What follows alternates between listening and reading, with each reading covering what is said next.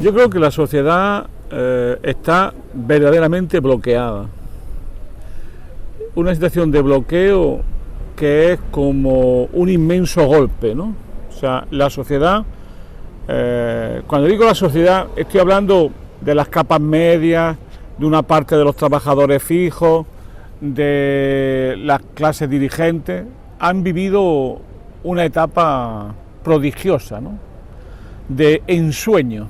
Han estado soñando despiertos un mundo maravilloso, ¿no? Era esto de que ya somos como ellos, ¿no? Este es un pueblo con un enorme complejo de inferioridad frente a Europa, ¿no? La gente se ha sentido siempre partícipe de la dictadura y de la miseria. Este es un país que ha conquistado y ha tenido un imperio, pero que nunca ha podido comer bien hasta los años 60. Bueno, pues toda esa demonios familiares se han concentrado en la época de crecimiento económico, de 13 años de crecimiento económico, donde todo parecía posible, ¿no? Pero también de un tipo de crecimiento económico insolidario, individualista, consumista, productivista, ¿no? Todo ese mundo, de golpe porrazo, hizo plup.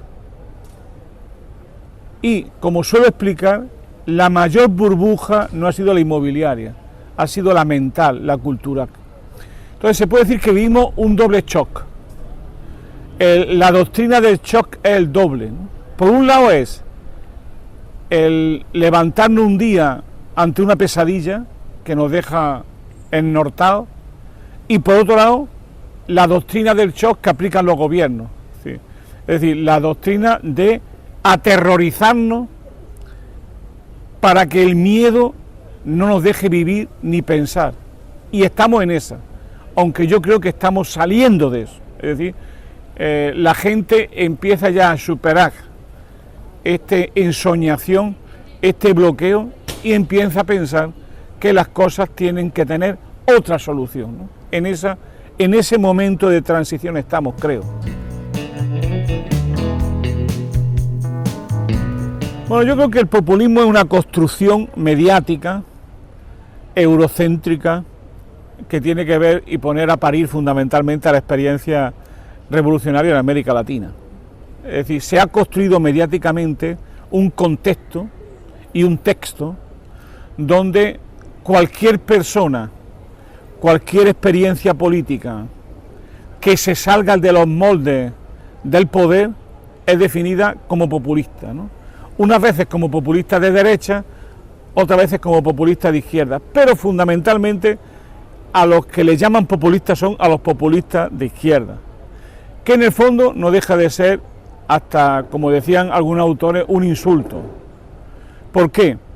Porque las experiencias democrático-populares o populares democráticas de América Latina, lo que son fundamentalmente son experiencias de liberación social. Es decir, aquí se les pide a los políticos que estén contra sus pueblos, y aquellos que defienden a sus pueblos se les llaman populistas. Esa es la diferencia sustancial.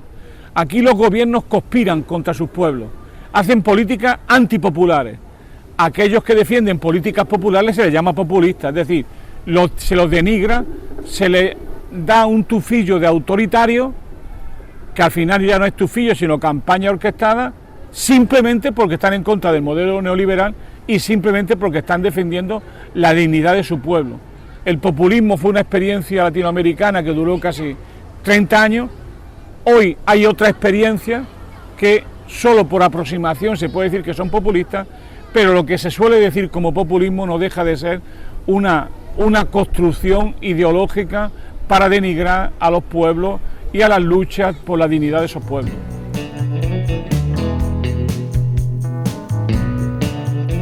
Yo creo que es más que un cambiazo lo que se ha dado. Yo creo que estamos ante una involución civilizatoria. Esto es importante, ¿no? El otro día un periódico hablaba de las miles de personas que van a morir cuando se les quiten los beneficios, entre comillas, de la dependencia. Fijaros bien, es que es una cosa que hay que pensarla, ¿no? Muertes evitables que se evitan por la existencia de derechos y de prestaciones sociales de golpe y porrazo, esas muertes evitables se convierten en muertes físicas, porque se le retiran derechos sociales. Es decir, estamos ante políticas que promueven el homicidio, la muerte. Es una cosa muy seria, ¿no? Es decir, en el fondo lo que se nos está diciendo es que para que el sistema perviva, para que los banqueros puedan vivir, hace falta sangre humana. Y eso es lo que tenemos. Es decir, por eso yo creo que no es solo un cambiazo, es una involución de civilización hacia una cultura que podríamos llamar la economía política del señorito, la economía política del poder, de los de siempre, que buscan un modelo social basado en la desigualdad y en nuevas formas de servidumbre, ¿no? Es decir, aquello de que llega el señorito y te quita el sombrero, ¿no?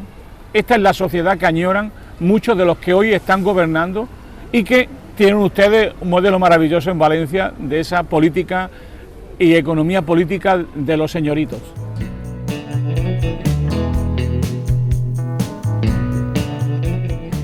Yo creo que la sociedad está reaccionando, es decir, estamos en un proceso de transición. Yo creo que el 15M, que siempre se discute sobre su naturaleza y demás, ha inaugurado un ciclo que recién comienza, que es el ciclo de la resistencia, que es el ciclo de la oposición, pero también el ciclo futuro de la alternativa. Y yo creo que la sociedad está saliendo de este trauma gigantesco que ha vivido y que, como es normal, los que no tienen nada que perder son los que están encabezando estas luchas. Pero, crecientemente, las políticas sociales nos recuerdan aquel verso de Bertolt Brecht, ¿no? Vinieron por los comunistas, no hicisteis nada, vinieron por los socialistas, tampoco hicisteis nada, después vinieron por los demócratas cristianos, no hicisteis nada, vinieron por los obreros, no hicisteis nada, vinieron por las capas medias, no hicisteis nada, vinieron por los funcionarios, no hicisteis nada. Bueno, vienen a por todos, nos están cambiando la vida para que unos pocos, una minoría mande. Es decir, los gobiernos conspiran contra las poblaciones, los gobiernos conspiran contra los ciudadanos, los gobiernos generan miseria y muerte para los ciudadanos, y mientras una minoría enriquecida requiere sangre y sacrificio para seguir su enriquecimiento. La sociedad no puede funcionar así. Vamos a ver, hay una visión de la alternativa que yo creo que es ingenua, ¿no? Que es la idea esta. ¿Usted tiene alternativa? Como diciendo, bueno, oye tú, muchacho, resuélveme los problemas del país en una noche, ¿no? En la historia eso no funciona así. Hay alternativa cuando hay una mayoría social que rechaza una política.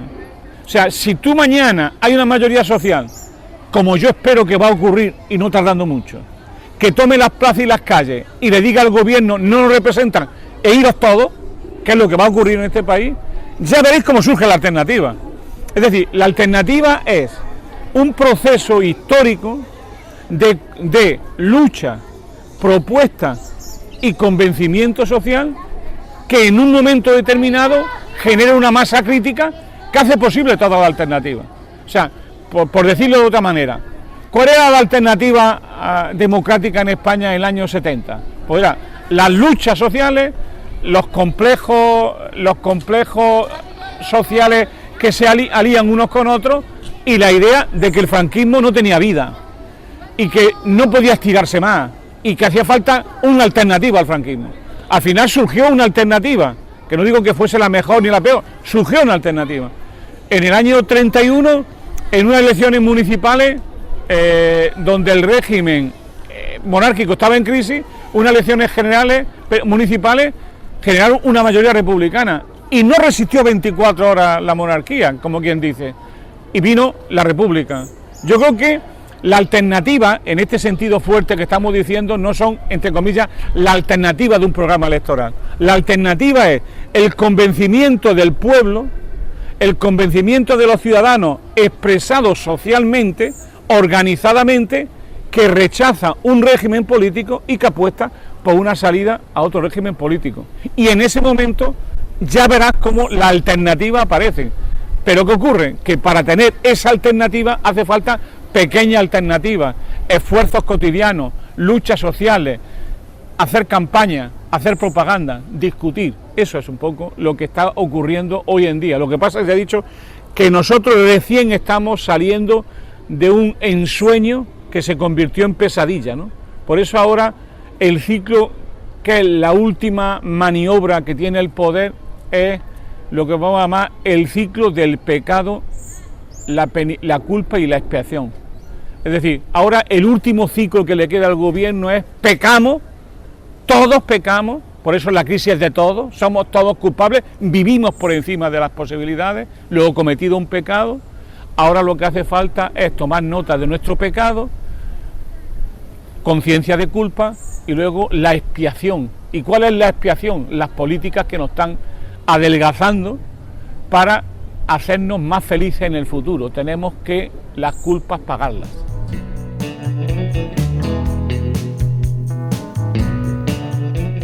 Yo creo que juntos no solamente podemos, sino que lo vamos a hacer. Es decir, la gente va a ir averiguando cada día que pase, sobre todo yo creo que de septiembre a marzo del año que viene va a haber un ciclo fundamental de lucha y de enfrentamiento donde se verá que las políticas que se están aplicando no solamente son ruinosas para los seres humanos, no solamente van a acabar con derechos y van a condenar a la miseria, al paro y a la marginación a las mayorías de este país, a una mayoría de este país, sino que serán ineficaces para salir de la crisis.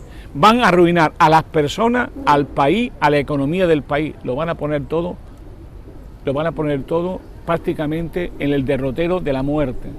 Bueno, ante eso la gente se va a dar cuenta que una vez agotado el ciclo del pecado, la culpa y de la expiación, lo que nos van a condenar es al infierno permanente. Y la gente no va a estar en el infierno permanente. Y la gente va a rechazar al diablo y va a luchar por la verdad y la bondad. Y para luchar por la verdad y la bondad, ¿sabéis lo que hay que hacer? Lo primero, echarlo a estos que están gobernando y ejercer el derecho ciudadano a una cosa muy simple, que el poder somos nosotros.